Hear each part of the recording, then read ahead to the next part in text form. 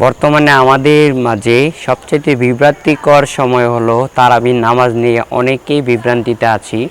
আসলে ভাই, অনেকেই ফতোয়া দিচ্ছে ৮ রাকাত, অনেকে দিচ্ছে ১২ রাকাত, অনেকে ২০ রাকাত। আসলে সঠিক কোনটা? রাসূলুল্লাহ সাল্লাল্লাহু আলাইহি সাল্লাম কিন্তু তারাবির নামাজ পড়েছেন ৮ রাকাত। এটা নিয়ে সবাই বলতেছে ভাই ৮ রাকাত রাসূলুল্লাহ সাল্লাল্লাহু আলাইহি সাল্লাম যে সময়টা নিয়ে পড়েছেন আপনারা কি সেই সময় নিয়ে পড়েন? কদমে তারাবি ২০ রাকাত হয়, ২০ রাকাত মাত্র ১.৫ ঘন্টা সময় যায়। ১.৫ ঘন্টায় কিন্তু আমরা সঠিকভাবে পড়তে পারি না। অনেকেই কিন্তু দৌড়ে ৮ রাকাত চলে আসি।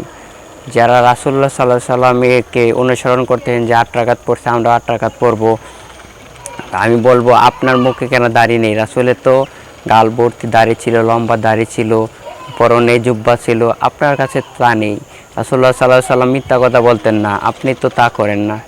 তো ভাই, যেদিকে আপনার সুবিধা সেই দিক দিয়ে রাসূল সাল্লাল্লাহু আলাইহি সাল্লামকে অনুসরণ করতেছেন, অন্যদিকে নাই, এটা তো হতে পারে না। আসলে হযরত উমর রাদিয়াল্লাহু আনহু হইতে যে বর্ণিত আছে, উনি কিন্তু ২০ রাকাত নামাজ পড়িতেন সুন্নত।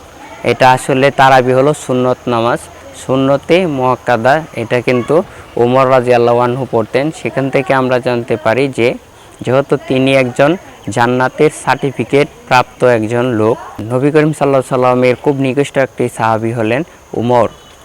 অনেক পাওয়ারফুল ছিলেন তিনি, যেহেতু ২০ রাকাত পড়েছেন। সো আমরাও সেখান থেকে পাই যে ২০ রাকাত আমরা তারাবির নামাজ পড়বো ইনশাআল্লাহ।